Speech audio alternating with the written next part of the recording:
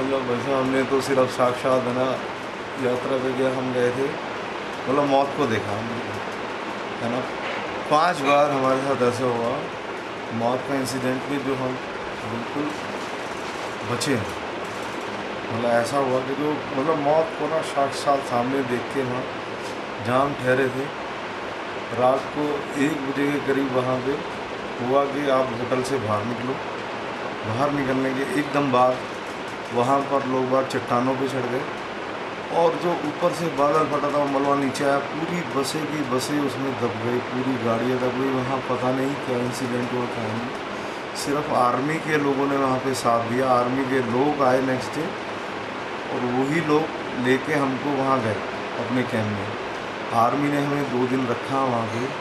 उसके बाद ये कहा जो चल सकता है चला जाए, क्योंकि हेलीकॉप्टर की इतनी सुविधा नहीं थी। गवर्नमेंट ने करी होगी लेकिन हमें नहीं लगा कि वहाँ गवर्नमेंट की कोई सुविधा थी, है ना। खाने के पैकेट भी गिराए जा रहे थे लेकिन वो इतनी अप्रोच से बाहर थे कि आप उसको नहीं पिक कर सकते थे। बहुत सारी फैमिली ऐसी थी, बच्चे थे, मतलब बहुत ज़्यादा जैसे होता ना साक्षात मौत को देखना, वो हम लोगों ने वहाँ पर देखा उसे।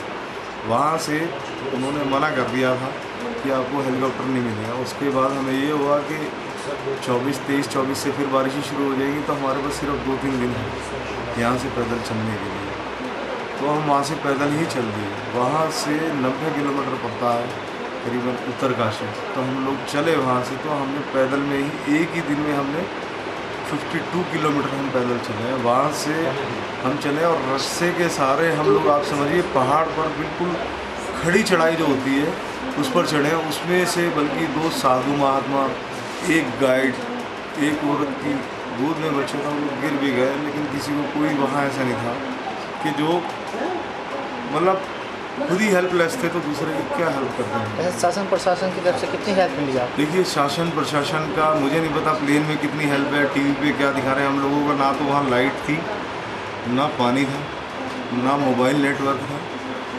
कुछ भी नहीं था। शासन प्रशासन का हम लोग सोचते थे कोई तो आए।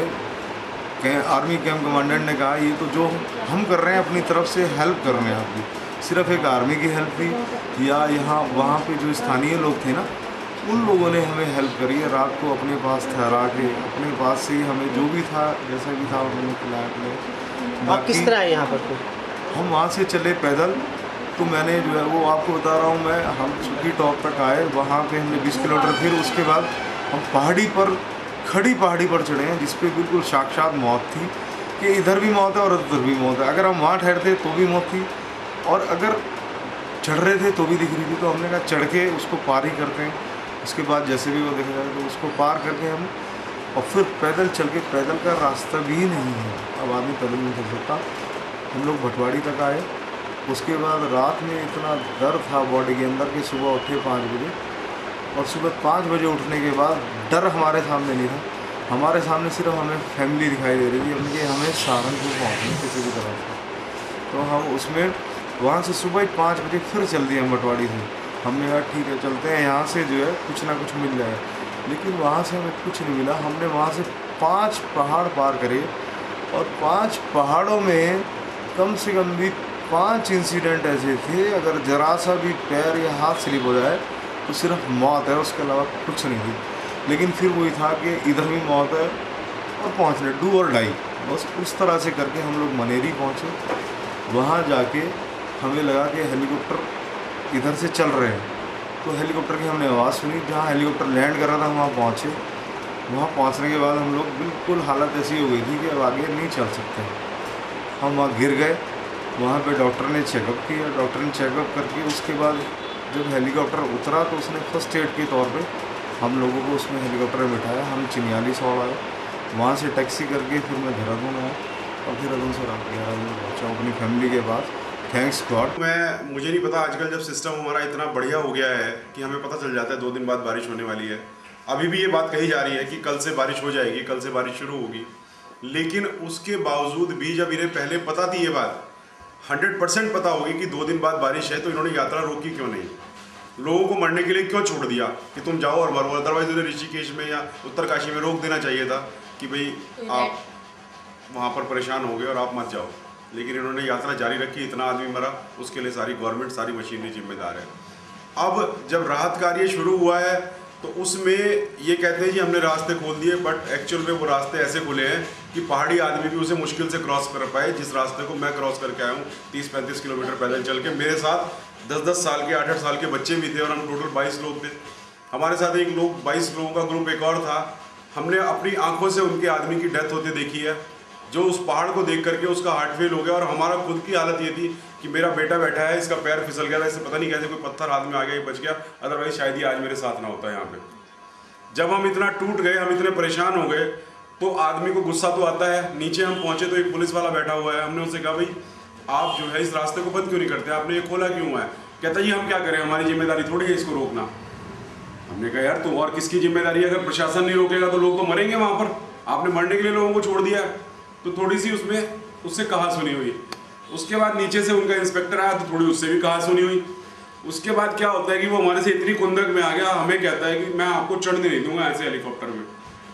हम बच्चे बिलक रहे, रो रहे हमारे आदमी सब, लेकिन उसने हमें किसी को मतलब इतना ज़्यादा उसने हमें टॉर्चर किया कि हम दुखी हो गए। हमने उससे माफ़ी भी मांगी। हमने कहा भाई ठीक है, हमारे से गलती होगी, हमें माफ़ कर दो। हमारा पर्पज़ ये नहीं था कि तुम्हें परेशान करें, हमारा पर्पज़ था कि ये मैसेज जाए कि ये रास्ता ठीक हो। और उसका हुआ भी उसका असर। जब हमने ये जो भी बातचीत हुई, उसके बाद आईटीबीपी की पूरी कंपनी वहाँ पर आई। विपुल वत्स उसको लीड कर रहे थे, असिस्टेंट कमांडर उसके। उन्होंने उस रास्ते को, उन्होंने कहा कि हम उस रास्ते को ही ठीक करने जा रहे हैं जिससे आप लोगों को परेशानी हुई है, जिससे आने वालों को परेशानी ना हो। और वो उसको शायद ठीक करके भी आए। बट जो हमारे साथ हो चुका था, हमारे दिमाग में ऐसा बैठ चुका था जो आज तक नहीं निकला हमारे दिमाग से। हमें लगता है कि वो पहाड़ ही नजर आता है रात को भी सोते हुए भी। जब इतना सब कुछ होने के बाद वो पुलिस वाला हमें कहता तुम्हें मैं चढ़ने नहीं दूंगा। थोड़ी बहुत जानकारी थी, एक आध जगह से फ़ोन कराया, कहीं से वो डीआईजी कोई जानकार थे, उन्हें कहता जी ना कुछ भी हो जाए मैं तो नहीं चढ़ने देता। फिर खैर किसी तरह से जब वहाँ लोग ही 20-30 रह गए, हम वहाँ पर ज़बरदस्ती हमने भी कोशिश करी एरोप्लेन उसमें हेलीकॉप्टर में चढ़ने की, एयरफोर्स का जो आया, तो हमारे बच्चों के ऊपर लाठी चार्ज कराया गया। लड़की एक मेरे दोस्त की, उसकी टांग पर, उसके पेट पर लाठियाँ लगी। उसके बाद हमारी हिम्मत टूट गई। हमें लगा कि अब हमारे साथ कुछ भी हो सकता है, पता नहीं हम यहाँ से जिंदा बच के जाएंगे या नहीं जाएंगे। लेकिन एयरफोर्स का फिर पायलट खुद उतर के आया और उसने हमारी पूरी हेल्प करी। उसने हमें हेलीकॉप्टर में चढ़वाया। उसके बाद ये ज़रूर है, जब वहाँ से हेलीकॉप्टर मतलब एयरफोर्स के जब हम चार्ज में आ गए तो उसने हेलीकॉप्टर भी बढ़िया से लेके गया। उसके बाद वो प्लेन में भी हमें उन्होंने पूरा रिफ्रेशमेंट भी दिया, हमारी पूरी जितना वो कर सकते थे उन्होंने किया। हिंडन एयरबेस पर जब हम उतरे तो वहाँ भी हमें ऐसा महसूस हुआ कि हम शायद बहुत अच्छे लोगों के हाथ में आ गए। अब हमें हमारे कुछ नहीं, अब तो हम सेफ है पूरी तरह। Air force, hip hip hurray for air force. Indian air force, Indian army, सब लोग बहुत बढ़िया हैं। लेकिन जो ये पुलिस है इसका कुछ नहीं हो सकता। ये तो लोगों को बस परेशान करना जानते हैं और कुछ नहीं। आप कब गए? ना डॉक्टर, ना आदमी, ना पुलिस वाला, ना पीने का, ना दवाइयाँ। अगर हमारे पास पैसा है तो हम जिंदा हैं, अगर हमारे पास पैसे नहीं हैं तो हम जिंदा नहीं हैं। सब कुछ है लेकिन कुछ भी नहीं है। तो आम आदमी का क्या होगा? जो गरीब है वहाँ क्या होगा? एक आदमी अपनी माँ को कमर पे लादे हुए ले जा रहा है। आप सोचो अगर वो पहाड़ क्रॉस करता है उस औरत को ले जाके, क्या वो कर सकता है? वो उसे बचाएगा या खुद वो बचेगा? उसे बचाएगा, कुछ करे, अपनी माँ को छोड़ दे। वो क्या है प्रशासन? कुछ भी नहीं है। अभी वो दो, यहाँ का भी पैसे दो, यहाँ पे आप क्रॉस कर रहे हैं यहाँ का भी पैसे दो। और जब उसे क्रॉस करके वापस आ रहे हैं तो कहाँ है वो जिन्होंने पैसे लिए? चेक पोस्ट तो आज भी वही है ना। अब कहाँ है वो सारी चेक पोस्ट? कितने लोग बैठे हुए हैं वहाँ पे चेक पोस्ट पे ये पूछने के लिए कि आपको पानी की बोतल मिली या नहीं मिली, आपको खाना मिला या नहीं मिला। उनका पर्पस सिर्फ इतना खाद्य सामग्री, इतना पैसा जा रहा है यहाँ से, लोगों की इतनी सहायता जा रही है। किसे मिल रही है वो सहायता? कितने लोगों को वो सहायता मिल रही है? कितने लोगों ने पानी पिया है? मैंने खुद देखा है कि पानी की बोतलें सड़क पे, मैंने गांव वालों के हाथों में खाने का सामान देखा है। अब तो स्थिति आ गई। कितनी हेल्प मिली आपको वहाँ पे? हेल्प मिली या नहीं? हेल्प के नाम पे हमें हेल्प की भगवान की कृपा से हमें हेल्प की कोई जरूरत नहीं थी। लेकिन जिन आदमियों के पास हेल्प की जरूरत है उन्हें कोई हेल्प नहीं। मौत का कुआं, वो मौत के कुएं को सब पार करके आए हैं। कोई बच्चा, कोई बड़ा, कोई ऐसा नहीं था जो बिलका ना हो, जो रोया ना हो, जो तड़फा ना हो उसे देख के। क्या हम अपनी आस्था छोड़ दें? ठीक है, अगर गवर्नमेंट यही चाहती है तो हिंदुओं का बंद कर दे। छुट्टी करें, यात्रा ही बंद कर दें अगर इस तरह यात्रा की बंद कर फैसिलिटी दें। देनी है। हैं तो बहुत छोटा शब्द है, हम तो मौत के मुंह में से निकल कर आए हैं। बातें बहुत लंबी लंबी अखबारों में या मीडिया में फैलाई जाती हैं कि इतनी एड दी गई है, इतनी हेल्प दी गई है, लेकिन सही पूछो जो वहाँ फंसा हुआ होता है उस तक जब सहायता पहुँचती है उसको शायद एड कहलाते हैं, कहा जाता है, लेकिन उस तरह की कोई भी चीज़ हम तक नहीं पहुँची। यात्रियों की जितनी दुर्गति हुई है ये यात्री जिस पे पड़ी है वही समझ सकता है। एडमिनिस्ट्रेशन की तरफ से कोई सहायता नहीं उपलब्ध कराई गई। बिजली पानी खैर जब वो तो उसमें तो हेल्पलेस है, जब कुछ है ही नहीं तो कैसे हमको मिलती, लेकिन उसके अलावा केवल जो है एडमिनिस्ट्रेशन का ध्यान जो रहता है वो केवल इवैक्यूएशन पे रहता है कि इस प्लेस को इवैक्यूएट करा दीजिए और अखबारों में न्यूज़ दे दीजिए कि प्लेस खाली हो गई है, यहाँ से हमने सभी यात्रियों को निकाल दिया है, लेकिन उससे कोई मतलब नहीं होता। जो हम प्लेस इवैक्यूएट करा रहे हैं, अगर मान लो उस जगह पे 1000 आदमी यात्री फंसा हुआ है तो अगली जगह भेजने पे अगर वो 900 रह जाते हैं तो उनको उस बात से फ़र्क नहीं है कि 100 यात्री चला गया है या 50 यात्री कम हो गया है, लेकिन उनकी प्लेस इवैक्यूएट करा दी गई है। वो उस जगह को खाली कराने के हिसाब से उनको ये चीज़ ज़रूर देखनी चाहिए कि लाइफ की वैल्यू होनी चाहिए, लाइफ शुड हैव वैल्यू। जैसे अगर बाहर अगर हम किसी भी फॉरेन कंट्री की बात सुनते हैं वहाँ पे एक एक नागरिक की वैल्यू होती है, और यहाँ पे केवल हिंदुस्तान में नागरिक की वैल्यू नहीं है, यहाँ केवल पैसे की वैल्यू है। जैसे आप वहाँ पर गए थे, क्या माहौल रहा वहाँ पर, किस तरह से? पिल्डे जैसी स्थिति थी। जैसे एक पिक्चर आई है 2012 जिस उसमें दिखाते हैं कि पानी की तराई, वही समझिए कि वही मंज़र हमारे सामने था। रोड्स ख़त्म हो गई थी, पहाड़ गिर रहे थे, स्कूल, होटल्स, बिल्डिंग्स बह गई थी। गंगा जी ने इतना ज़बरदस्त तरीके से कटान किया है, 2 दिन के अंदर अंदर ये कह पाना या बयान कर पाना संभव नहीं है। कोई हेल्प नहीं मिली। हमें हेल्प केवल जो मिली है वो इंडियन एयरफोर्स ने हेल्प करी है हमारी, या वहाँ पे अभी 6 दिन से हम लोग फंसे हुए थे, आखिर में ITBP वहाँ पहुँची है। 6 दिन के बाद हमको जब वो तब पहुँची है जब हम 40 किलोमीटर पैदल चलकर नीचे उतर गए, और 40 किलोमीटर जो हम उतरे हैं वो इतने गंदे रास्ते थे जिस पे मेरे जैसा या प्लेन में रहने वाला व्यक्ति नहीं चल सकता। वहाँ पे केवल एक पहाड़ी व्यक्ति जो कि उसी में जन्मा और बड़ा हुआ है वो चल सकता है, और वो भी एक्सपीरियंस तरीके से चल सकता है। हम जैसे प्लेन का व्यक्ति वहाँ नहीं चल सकता। उन रास्तों से, उन मौत के कुएं में से हम निकल कर किसी तरह से 40 किलोमीटर चलकर पहुँचे। जिस जगह हम पहुँचे हैं उस जगह का नाम है मनेरी। हम लोग गंगनानी में फंसे हुए थे। ये इस तरह से है, पर आपको बताना चाहूँगा कि आप ऋषिकेश से चलते हैं तो सबसे पहले जो है वो उत्तरकाशी पहुँचते हैं, उसके बाद जो छोटे छोटे गाँव जहाँ पे हम फंसे, उत्तरकाशी के बाद मनेरी के बाद भटवारी के बाद गंगनानी से करीब 40 किलोमीटर ऊपर हर्षिल, जहाँ पे हेलीपैड की अच्छी व्यवस्था है। हर्षिल से 14-15 किलोमीटर गंगोत्री है। हम लोग गंगनानी में फंसे। गंगनानी से हम लोग 14 किलोमीटर ट्रैक डाउन करके भटवारी आए। भटवारी से हमको कोई रास्ता, मनेरी का सीधा रास्ता नहीं था, हमको जीप के द्वारा कोई रास्ता बना हुआ था, उसने हमें 14 किलोमीटर ऊपर गांव में छोड़ा, और वहाँ से हमको मिसगाइड करके ये बताएगा कि केवल 2.5 किलोमीटर का उतर कर आप मनेरी आ जाएंगे। और वो 2.5 किलोमीटर केवल 14 किलोमीटर का रास्ता था। उस 14 किलोमीटर के रास्ते में कम से कम भी 5 से 7 कैजुअल्टीज़ हुई हैं। 2 तो हमारे सामने हुई हैं और 4-5 का हमारे सुनने में आया है। एक व्यक्ति 53 साल का, उसका वहीं पे हार्ट फेल हो गया। उन दुर्गम रास्तों को देखते हुए, उस मौत के कुएं में से निकलते हुए वो वहीं ख़त्म हो गया। लेकिन इस बात की एडमिनिस्ट्रेशन को, पुलिस को कोई चिंता नहीं थी कि कितने लोग वहाँ से निकले और कितने पहुँचे। पहुँच गए, बस उनको केवल ये मतलब था। मनेरी में जो है पुलिस का रवैया बहुत ख़राब था। हम लोग हेलीपैड पे बैठे हुए थे इसी आशा से कि आगे तो अब जाएंगे नहीं, क्योंकि आगे रास्ता ही नहीं था। मनेरी ही पड़ाव था। मनेरी से केवल जो है 7 से 8 किलोमीटर उत्तरकाशी था, लेकिन उस उत्तरकाशी का रास्ता जो कि हमको बताया गया था वो कम से कम भी 25 किलोमीटर का रास्ता था पहाड़ों के जरिए। केवल 1-2 किलोमीटर के ट्रैक्स थे जहाँ पे आपको जीप की व्यवस्था थी। उसके बाद आपको हिल में ट्रैक करके जाना था। तो हमने तो इस रास्ते से जिससे हम आए थे ये तय कर लिया था, चाहे हम 1 महीना, 2 महीना, 5 महीने अगर हमें रहना पड़े, हम मनेरी में ही रहेंगे। हम या जब तक हाईवे प्रॉपर नहीं खुलता हम नहीं हिलेंगे यहाँ से। और एयरलिफ्ट करने का एकमात्र तरीका था। एडमिनिस्ट्रेशन नाम की कोई चीज़ नहीं थी, केवल पुलिस ही वहाँ पर थी, और पुलिस का रवैया इतना ख़राब था जिसको बयान कर पाना असंभव है। पुलिस ने मुझे धक्के दिए, बच्चों जो हमारे साथ थे उनको लाठियाँ मारी हैं। उनके ऊपर 3 लेडीज़ को और बच्चों को लाठियाँ लगी हमारी पुलिस की हेलीपैड पे। अब रवैया तो इतना कोऑपरेटिव था उनका, आप समझ ही सकते हैं। और हम मैनेज करके उसमें चढ़ गए। कोशिश पुलिस की यही थी कि जो है उनके मिलने वाले चढ़ जाएं उसमें और हम लोग ना चढ़ पाएँ, लेकिन किसी तरह से प्रभु की और अपने वेलविशर्स की शुभकामनाओं की वजह से हम लोग उसमें चढ़ने में सफल हुए। और इंडियन एयरफोर्स को भी थैंकफुल टू इंडियन एयरफोर्स, उसने हमको एयरलिफ्ट करा और हमको धरासू एयरफील्ड पे छोड़ा, जो कि उत्तरकाशी से 25 किलोमीटर नीचे है। वहीं पे हमारे प्लेन तैयार था, उसने हमें इंडियन एयरबेस गाज़ियाबाद में उसने वहाँ ड्रॉप करा। और वहाँ भी बहुत अच्छा इंतज़ाम था। जो यात्री फंसे हुए थे, जो यात्री वहाँ पे आए, उनको उन्होंने वहाँ पे हेल्प करी। और उसके बाद जो है हम अपने व्हीकल से जो है सहारनपुर आ। देखो, दो चीज़ हो गई, एक तो माहौल और एक परेशानियाँ।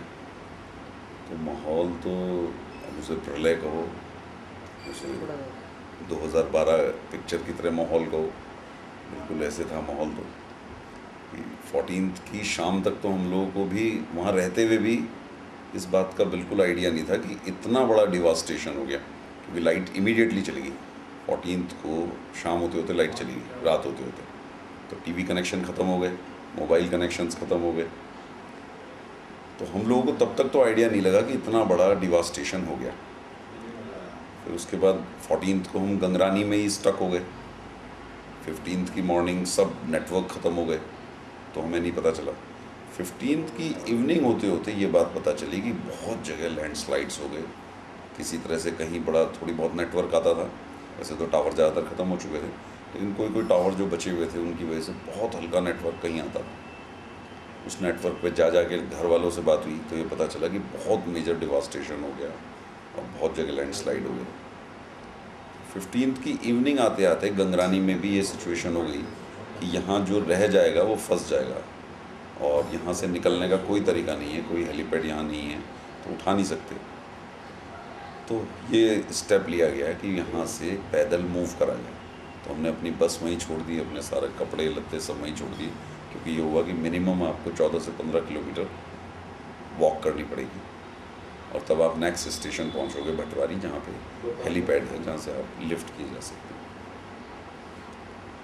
तब हमारे को वहाँ का माहौल पता लगना शुरू किया जब हमने पैदल चलना शुरू किया। मेजर लैंड पे जो रोड्स थी सब गायब हो चुकी थी। बहुत जगह 1 फीट रोड बची थी जिसमें से आपको निकलने में डर लग रहा था, और बहुत जगह वो 1 फीट रोड भी नहीं बची, जिस केस में आपको पहाड़ के ऊपर से चढ़ के निकलना पड़ा। तो इवनिंग होते होते बल्कि रात ही हो गई जब नेक्स्ट स्टेशन भटवारी हम पहुँचे। वहाँ भी माहौल हुई था, लाइट नहीं, सड़कें नहीं। भटवारी के अपने अंदर बहुत मेजर एक कोलैप्स हो चुका था सिस्टम। तो भटवारी 2 हिस्सों में बट गया, एक तरफ भटवारी जहाँ हम पहुँचे और दूसरी तरफ हेलीपैड जहाँ हमें पहुँचना था। तो फिर मॉप्स पे तो सामान था, क्योंकि वो लोग शायद यात्रियों के आने को एक्सपेक्ट कर रहे थे और यात्रा बिल्कुल पूरे पीक पे अपने बीच में थी। तो दुकानों में स्टॉक तो था, इस कारण हम लोगों को खाने की बहुत दिक्कत नहीं हुई। एयरफोर्स की हेल्प मिली लास्ट में, जिसकी वजह से हम निकल पाए। अदरवाइज़ गंगरानी से और हम पैदल चलते चलते भटवारी पहुंच गए। भटवारी से पैदल चलते चलते हम जो जगह है जहाँ से हमें उठाया मनेरी पहुंच गए। लेकिन सच्चाई है कि पूरे रास्ते ना कोई रास्ता बताने वाला, ना कोई पुलिस वाला हमें हेल्प करने के लिए, किसी ने प्रशासन के तौर पे हमें कोई आधिकारिक आदमी भी नहीं मिला जो हमें चैनलाइज कर सके, एडवाइस कर सके। कर आए थे, पर उतर आने के बाद जब शाम से 4 बजे से हम लोगों ने 2:30 बजे के करीब दर्शन करे और 4 बजे से बारिश शुरू हो गई और वो बढ़ती चली गई। जो माहौल, जो नदी जाने के बाद इतनी सुंदर लग रही थी, अगले दिन शाम और तीसरे दिन तक वो भयानक सी होने लगी बिल्कुल। और बिजली वगैरह सब ख़त्म, कनेक्टिविटी सब कुछ ख़त्म हो गया था। फिर भी हम लोगों का, क्योंकि 22 जनों का ग्रुप था, तो हम लोग एक मॉरल हम लोगों के बीच बचा हुआ था। बट बाद में तो भैया इतने ज़्यादा लैंडस्लाइड एंड क्या कुछ खाने पीने में या कुछ किसी तरह की कमी महसूस हुई वहाँ पे? शासन या प्रशासन की तरफ से कोई हेल्प मिली आपको? भैया खाने पीने का तो देखिए लोकल लेवल पर ठीक चलता रहा। मैं ये नहीं रहा, हमें कहीं भी ऐसी दिक्कत नहीं हुई खाने की, क्योंकि लोकल लोगों ने काफ़ी अच्छे से हेल्प करी हम लोग की, चाय भी खाना भी। जैसे भी हमने उन्हें बोला कि इतनी प्लेट बनवा दो या कर दो, उन्होंने हमें बिल्कुल सही रेट पर सही उस पर सब सामान अवेलेबल कराया। बाकी शासन प्रशासन की तरफ से भी हेल्प मिली आपको कुछ वहाँ पर कोविड के उसमें या वैसा? शायद भैया प्राकृतिक आपदा इतनी बड़ी थी कि मैं ये कहूँगी कि सब लोग ही शायद असमर्थ हो चुके थे इस बारे में, वहाँ तक सब कुछ पहुँचना भी और वो भी। तो क्या कहूँ कि मिली या नहीं मिली, पर ये आपदा थी एक इतनी बड़ी, तो शायद किसी के लिए भी वो चीज़ करना शायद उस समय संभव नहीं था इतनी जल्दी। सब सामान, यहाँ तक कि मेरा पर्स भी हम लोग फेंक कर और पैदल चल पड़े कि बस जीवन बच जाए। पैर रखते थे और नीचे से पहाड़ सरकता था, तो इतना ज़्यादा वो चीज़ भयानक थी कि लग रहा था कि शायद हम लोग घर पहुँचेंगे कि नहीं। एक उम्मीद छूट चुकी थी, बस आ गए सब लोगों की दुआओं से, बड़ों के आशीर्वाद से, प्रभु की कृपा से। नहीं बंदी गई हूँ हमारे घर से। तो कौन कौन है? मेरा बेटा अमित जोशी, बेटी की बहू और पोता तेजस। कौन सी तारीख को गए थे यहाँ से? यहाँ से तो गए थे वो बुधवार 12 तारीख पड़ती है शायद। तो मतलब लास्ट लोकेशन क्या? पहले वो गए बद्रीनाथ केदारनाथ, ना बद्रीनाथ से दर्शन करके फिर केदारनाथ, शनिवार को केदारनाथ पहुँचे। तो आपसे कॉन्टैक्ट हुआ उनका कुछ? तो बताया ना कि मतलब जो है शनिवार रात को 11:30 बजे कॉन्टैक्ट हुआ बस। अच्छा, क्या बता रहे थे उस टाइम? उस टाइम वो बता रहे थे कि बारिश बहुत हो रही है और हम मतलब जो मैंने होटल में रुका वो कमरा ले लिया है वो बचिए वहाँ से। उसके बाद कोई कॉन्टैक्ट नहीं हुआ आपका? ना कोई कॉन्टैक्ट नहीं। कोई प्रयास आपकी तरफ से अभी तक? हमारी तरफ से तो बहुत प्रयास है। देहरादून आज भी हरीश राव से बात हुई है, यहाँ भी डीएम से बात हुई है। क्या आश्वासन दिया उन्होंने? बस हम कह रहे हैं तो मदद करेंगे आपकी।